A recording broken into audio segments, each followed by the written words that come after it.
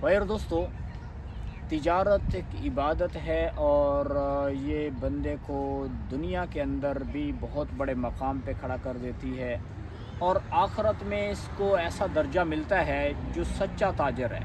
नबी पाक सल्लल्लाहु अलैहि वसल्लम ने फरमाया कि जो सच्चा और अमानतदार ताजर है, क़यामत के दिन सिद्दीकीन के साथ, शुहदा के साथ और नबियों के साथ होगा। और इस तिजारत के ज़रिए से बंदा इतने बड़े मकाम पे पहुंचता है। तो तिजारत के लिए बुनियादी तौर पर 6 शराइत हैं। अगर ये 6 शराइत पाई जाएंगी उस टाइम पे जब वो मामला किया जा रहा है, उस चीज़ को बेचा जा रहा है या ख़रीदा जा रहा है, इन 6 शराइत का पाया जाना ज़रूरी है। अगर इनमें से एक शर्त भी मिस होगी तो वो मामला ठीक नहीं होगा, वो बै फासिद हो जाएगी। और अगर उस मामले को किया गया तो वो जन्नत में जाने की बजाय जहन्नम के रास्ते पे चला देगा। तो उसमें सबसे पहली शर्त जो है वो है रज़ामंदगी। पहली शर्त रज़ामंदगी, यानी ख़रीदने वाला और जो बेचने वाला बंदा है, इन दोनों का राज़ी होना उस चीज़ की ख़रीद फ़रोख्त पे ज़रूरी है। अगर इनमें से कोई एक बंदा भी जो है वो राज़ी नहीं है तो ये मामला दुरुस्त नहीं होगा। रज़ामंदगी ना होने की कई शक्लें हो सकती हैं। उनमें से मसलन मजबूरी है या किसी के साथ दोस्ती है। इसकी क्या सूरत हो सकती है? जैसे मसलन दोस्ती है, एक शख्स किसी से कोई चीज़ ख़रीदने गया और जो बेच रहा है वो उसका दोस्त है और ये उससे उसका रेट पूछता है। वो कहता है ये तो चीज़ मेरी 5,000 की है। वो कहता है नहीं यार, मैं तो आपको 4,000 देता हूँ। और फिर 4,000 रुपये उसने निकाले, उसको दिया और कहा जी इसकी रसीद बनाओ, मुझे दो और मैं लेके जा रहा हूँ। अब यानी जो बेचने वाला है उसके साथ इसका ताल्लुक़ और वास्ता दोस्ती है, तो उसकी बुनियाद पे उसने उसको 5,000 देने की बजाय 4,000 दिया और वो चीज़ लेकर चलता बना। तो चूँकि बेचने वाले की रज़ामंदगी नहीं पाई जा रही तो ये जो तिजारत है ये जायज़ नहीं है, ये ख़रीद फ़रोख्त करना जायज़ नहीं होगा। यानी दोस्ती की बुनियाद पे बसा औक़ात लोग जो है वो मामले को क्या करते हैं, गैर शरई रंग में डाल देते हैं।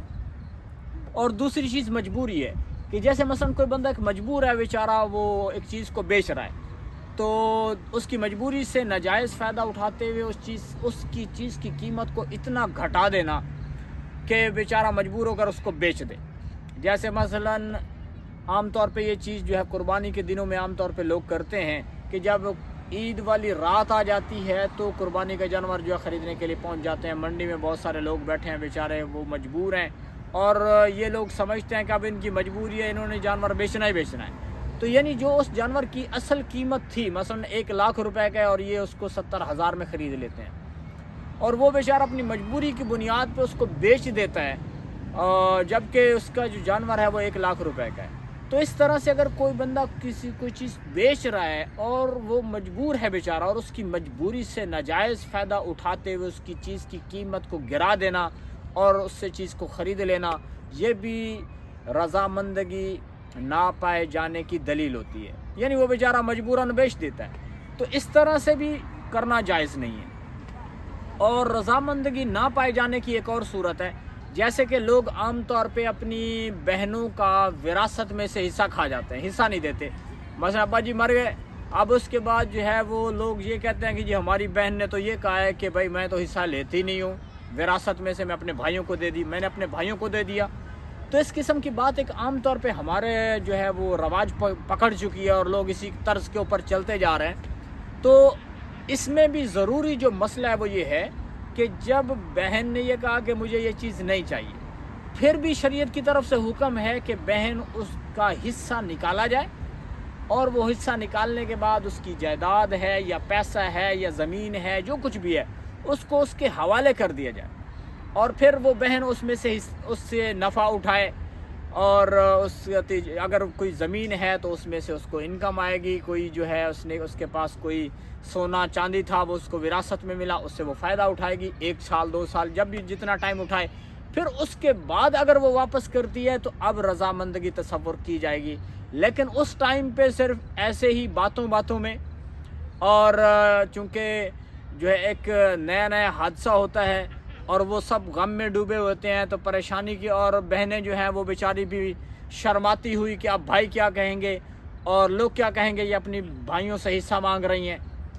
تو وہ شرما شرمی میں چپ کر جاتی ہیں. لیکن جو اصل حکم ہے وہ یہ ہے کہ جب اس قسم کا مسئلہ ہو تو اس وراثت کو ان کے حوالے کرنا ضروری ہے. اگر کوئی وراثت کو حوالے کیے بغیر اپنے پاس رکھ لیتا ہے کہ بہن نے مجھے معاف کر دیا ہے، تو یہ بھی رضامندگی یہاں پر بھی مشکوک ہے، اس لیے یہ بھی جائز نہیں ہوتا ہے. اسی طریقے سے رضامندگی نہ پائے جانے کی ایک اور صورت بھی ہے. جیسے مثلا کوئی دوست جو ہے وہ کسی شہر کی طرف جا رہا ہے اور ایک بندہ اس کو کہتا ہے یار فلاں شہر میں جا رہے ہو، فلاں ملک میں تم جا رہے ہو، میرے لیے موبائل لے کے آ جانا، میرے لیے وہاں سے گھڑی خرید کے آ جانا، یا کوئی بھی چیز منگوا لیتا ہے. اب وہ بندہ وہاں سے خرید کے آیا، اس نے آ کر اس کے حوالے کی اور یہ کہہ رہا نہیں جی میری طرف سے آپ کو گفٹ ہے، میں پیسے نہیں لیتا. تو یہاں پر بھی رضامندگی جو ہے وہ مشکوک ہے. اب اس بندے کے لیے جس نے کہا تھا کہ یہ چیز خرید کے لاؤ، اس کے لیے ضروری ہے کہ وہ اس چیز کے پیسے ادا کرے. بعد میں کوئی وہ اس کو گفٹ کرتا ہے تو الگ ہے، لیکن یہ ابھی جو اس نے اس کو خرید کے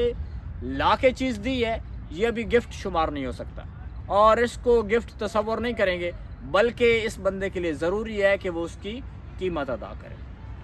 تو رضامندگی کا پایا جانا ضروری ہے، یہ پہلی شرط ہے. اور دوسری شرط جو ہے وہ یہ ہے کہ جو خرید و فروخت کرنے والے بندے ہیں، جو لین دین کر رہے ہیں، ان کے اندر صلاحیت بھی پائی جانی چاہیے. وہ اس قابل بھی ہوں کہ وہ یعنی معاملہ کر سکتے ہوں، چیز کو خرید سکتے ہوں، بیچ سکتے ہوں. یعنی اہل ہونا اور قابل ہونا ضروری ہے. قابلیت اور صلاحیت کا مطلب یہ ہوتا ہے کہ اگر ایک بچہ ہے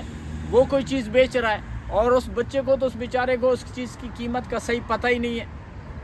اگر بچہ کوئی چیز بیچ رہا ہے تو اس کے اندر صلاحیت ہی نہیں ہے کہ وہ اس چیز کی صحیح طریقے سے جان پہچان رکھتا ہو، تو اس کے ساتھ معاملہ کرنا بھی جائز نہیں ہے. اب مثلا اس کی ایک شکل یہ بھی ہو سکتی ہے کہ کسی بندے کی شاپ ہے، اس نے اپنے بچے کو بٹھایا بیٹا تم یہاں بیٹھو میں گھر سے ہو کے آتا ہوں، اور کوئی بندہ جا کے وہاں سے اس بچے سے 1000 روپے کی چیز 800 میں خرید لیتا ہے، 500 میں خرید لیتا ہے اور چلتا بنتا ہے. تو یہ خرید و فروخت کرنا بھی اس کے لیے یہ خریدنا بھی اس کے لیے جائز نہیں ہوگا. تو یعنی اس بندے کا اس کے اندر صلاحیت ہونا بھی ضروری ہے. اور ایک قابلیت اور صلاحیت نہ ہونے کی شکل جو ہے وہ غلام بھی ہوتا ہے، لیکن وہ آج کل وہ ترتیب نہیں پائی جاتی. یعنی یہ پہلے جب نبی پاک صلی اللہ علیہ وسلم کا دور اور صحابہ کرام رضوان اللہ علیہ مجمعین کا دور تھا، تو اس وقت جو ہے غلام بھی ہوا کرتے تھے. تو غلام اپنے آقا کے ماتحت ہوتے ہیں، تو وہ بھی خرید و فروخت نہیں کر سکتے، تجارت نہیں کر سکتے، تو اس کے ساتھ بھی یہ معاملہ کرنا جائز نہیں ہوتا ہے. تو یعنی اس بندے کا، اور پھر اسی طریقے سے جو صلاحیت میں سے ایک یہ بھی ہے کہ وہ بندہ سمجھدار بھی ہو، اس کا دماغی کام نہیں کرتا، کوئی پاگل آدمی ہے اس کے ساتھ معاملہ کرنا بھی جائز نہیں ہوگا. یعنی قابلیت اور صلاحیت دونوں بندوں کے اندر پائی جا رہی ہو، خریدنے والے کے پاس بھی اور جو بیچنے والا ہے وہ بھی اس قابل ہو کہ وہ چیز کو اچھے سے سمجھتا ہو.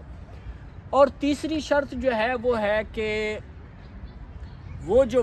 چیز بیچی جا رہی ہے، خریدی جا رہی ہے، وہ شریعت کے اعتبار سے حلال بھی ہو. اگر وہ چیز حرام ہے اور تو اس کی بے شرع شریعت کی نظر میں درستی نہیں ہے، تو یہ دونوں بندے اس چیز کو نہ خرید سکتے ہیں نہ وہ اس کو بیچ سکتا ہے. جیسے مثلا کوئی شراب بیچ رہا ہے بندہ، تو شراب بیچنا تو ویسے اسلام میں جائز ہی نہیں ہے. یا اس کی اور بھی شکل ہو سکتی ہے حرام گوشت کا بیچنا، یا کوئی بھی ایسی چیز ہے کہ جو حرام ہے اس کا بیچنا درست ہی نہیں ہے. تو یہاں پر بھی جو ہے شریعت کی طرف سے اگر کوئی ایسا ناجائز معاملہ کیا جائے گا تو یہ بھی درست نہیں ہوگا. اور چوتھی شرط یہ ہے کہ جو بیچنے والا بندہ ہے اس کی وہ چیز کا مالک ہونا بھی ضروری ہے. یعنی جو چیز وہ بیچ رہا ہے اس کا وہ مالک بھی ہو، یعنی اس کی ملکیت کا پایا جانا ضروری ہے. اگر مثلا وہ خود اپنے ایک چیز کو بیچ رہا ہے، خود ہی اس کا مالک ہے، تو بھی درست ہے. یا اس طریقے سے ہے کہ اس نے کوئی خود تو بیچتا نہیں ہے لیکن اس کے پاس سٹاک پڑا ہے، اس نے کسی کو بٹھایا ہوا ہے وہاں پہ بندے کو کہ بھائی تم اس کو بیچا کرو، کہ ایجنٹ ہے وہ اس چیز کو بیچتا ہے. یا اس نے کوئی وکیل مقرر کیا ہوا ہے کہ بھائی کیا کرنا، تمہیں اجازت ہے میری طرف سے، تم وکیل ہو بھائی، خرید و فروخت تم کر سکتے ہو، تو اس طرح سے جائز ہو جائے گا. اور یا ایسا ہے کہ مثلا کوئی بندہ، اس کی کوئی چیزیں تھیں، وہ بیچارہ خود تو مر گیا، اس نے کسی کو وصیت کر دی کہ بھائی میں آپ کو وصیت کرتا ہوں یہ جو چیز ہے اس کو کیا کر دینا بھائی، تم بیچ دینا اور بیچ بٹا کے تمہیں میں وصیت کرتا ہوں، خرید و فروخت کر سکتے ہو تم، تو اس وقت اس کے لیے جائز ہے. یعنی وہ بندہ خود اس کا مالک ہو یا اس نے کسی کو وکیل بنایا ہو یا کوئی ایجنٹ کو اس نے اجازت دے رکھی ہے کہ تم اس چیز کو بیچ سکتے ہو، خرید سکتے ہو۔ تو اس کے بعد ہے چوتھی شرط یہ ہے کہ جب چیز کو بیچا جائے تو خریدنے والے بندے کا اس چیز پہ قبضہ کرنا ضروری ہے، یعنی اس چیز کو وہ اپنے قبضے میں لے لے۔ اور قبضے میں لینے کی دو صورتیں ہیں، ایک تو یہ ہے کہ وہ بندہ کیا کرے، پیسے دے اور اس چیز کو فوراً اپنے کنٹرول میں لے لے۔ مثلا موبائل خریدا، پیسے دیے، موبائل لے لیا۔ گاڑی کا پیسہ دیا، گاڑی کی چابی لیا، گاڑی اس کے قبضے میں آ گئے۔ اور دوسری یہ شکل بھی ہو سکتی ہے کہ وہ چیز یہاں پر موجود نہیں ہے، مثلا جیسے آن لائن چیزیں لوگ خریدتے ہیں، اب یہ بندہ اس چیز کو خرید رہا ہے، وہ دوسرے شہر میں وہ چیز پڑی ہے یا کسی اور کنٹری میں وہ چیز پڑی ہے، اور وہاں سے وہ بندہ اس چیز کو خریدتا ہے، لیکن اس کا خریدنے والے کے ساتھ، یعنی خریدنے والے بندے کا بیچنے والے کے ساتھ ایسا ایگریمنٹ ہوتا ہے کہ اب اس ایگریمنٹ کے اوپر سائن ہونے کے بعد اب وہ چیز چاہے نفع دے یا وہ چیز نقصان میں چلی جائے، اب خریدنے والے کے اوپر آئے گا، یعنی خریدنے والے کی ذمہ داری ہوگی اس کے اوپر کہ چاہے وہ نفع و نقصان ہو۔ جیسے مثلا وہاں سے اس نے کوئی چیز خریدی اور اس نے وہاں سے کارگو کے ذریعے سے چیز اس کی طرف بھیجی جا رہی ہے، اس کی طرف سینڈ کی جا رہی ہے، تو اب یہ بندہ راستے میں وہ چیز ضائع ہو گئی، تو اب یہ بندہ کہے کہ نہیں جی میرے پاس تو ابھی وہ چیز پہنچی نہیں، بلکہ جب اس نے چیز خرید لی تھی، خریدنے کے بعد جب ایگریمنٹ ہو گیا تو اس کے بعد یہ چیز جب اس کی طرف بھیجی جا رہی ہے کسی بھی طریقے سے، تو راستے میں اگر وہ ضائع ہو جاتی ہے، اس کا نقصان ہو جاتا ہے، تو اب خریدنے والے کی ہی ذمہ داری ہوگی۔ اس کے اوپر نفع آئے گا تو بھی اس کے پاس آئے گا۔ تو یہ ہوتا ہے، اس کو کہتے ہیں مانوی قبضہ، یعنی یا تو حقیقی قبضہ ہو کہ اس چیز کو خریدے اور اپنے کنٹرول میں لے لے، یا مانوی قبضہ ہو کہ یعنی ایسا ایگریمنٹ ہو جائے کہ اس کے بعد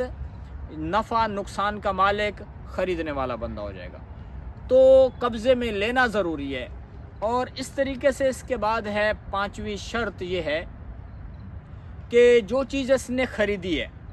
یا وہ اس چیز کو جو اس کو بیچ رہا ہے، یہ چھٹی شرط ہے، وہ یہ ہے کہ جو چیز اس نے خریدی ہے یا بیچی ہے اس کے بارے میں اس کے پاس اچھے سے علم بھی ہونا چاہیے۔ اچھے سے علم ہونے کا مطلب یہ ہوتا ہے کہ جیسے مثلا وہ کون سی چیز ہے، اس کی مقدار کیا ہے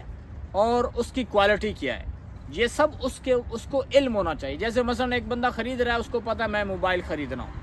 اور ان کی مقدار 1000 موبائل ہے۔ کوئی بندہ جو ہے کہیں سے مثلا کوئی اور چیز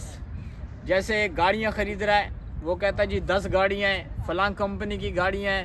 اور وہ نئی ہیں یا پرانی ہیں، ان کی کوالٹی کیا ہے، تو یہ چیز کا بھی علم ہونا اچھے سے ضروری ہے۔ یعنی چاہے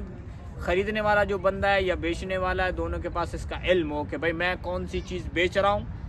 اور نئی چیز بیچ رہا ہوں یا پرانے والی چیز بیچ رہا ہوں، اس کی کوالٹی کیا ہے، وہ کیسی چیز ہے، تو یعنی دونوں کے پاس اس کا علم ہونا بھی ضروری ہے۔ تو بنیادی طور پر یہ 6 شرائط ہیں جن کا تجارت اور معاملے کرتے ہوئے پایا جانا ضروری ہے، یعنی رضامندگی ہو، اور یہ جو دونوں بندے خرید و فروخت کرنے والے ہیں یہ صلاحیت بھی رکھتے ہوں، اور یہ بیچنے والا اس چیز کا مالک بھی ہو، اور جس چیز کو بیچا جا رہا ہے، خریدا جا رہا ہے، اس کا وہ حلال بھی ہو، اور جس چیز کو خرید و فروخت ہو رہی ہے خریدنے والا بندہ اس کے اوپر قبضہ بھی کر لے، اور اسی طریقے سے جو چیز بیچ رہے ہیں اس کے بارے میں ان دونوں کے بندوں کے پاس اچھے سے علم ہو کہ ہم کیا چیز بیچ رہے ہیں اور کون سی چیز بیچ رہے ہیں اور اس کی کوالٹی کیا ہے۔ جب ان ساری چیزوں کا پتہ ہوگا، ان شرائط کا خیال کیا جائے گا اور پھر اس کے بعد تجارت کی جائے گی، تو یہ وہ تجارت ہے کہ جو انسان کو جنت کی طرف لے کے جاتی ہے، اور دنیا میں تو بہرحال پیسے تو ملیں گے، تجارت کے ذریعے سے نفع ہوتا ہے، اللہ تعالیٰ نے اس تجارت میں برکت رکھی ہے، تو اس بندے کو دنیا کے اندر بھی برکت بھی ملے گی، پیسہ بھی ملے گا، اور آخرت کے اندر بھی اس کو اجر بھی ملنے والا ہے۔ تو اللہ تعالیٰ جو ہے ہمیں جو معاملات ہمارے ہیں ان کو صحیح طریقے سے شریعت کے رول اور اس کے اصول جو ہیں ان کو مد نظر رکھتے ہوئے سر انجام دینے کی توفیق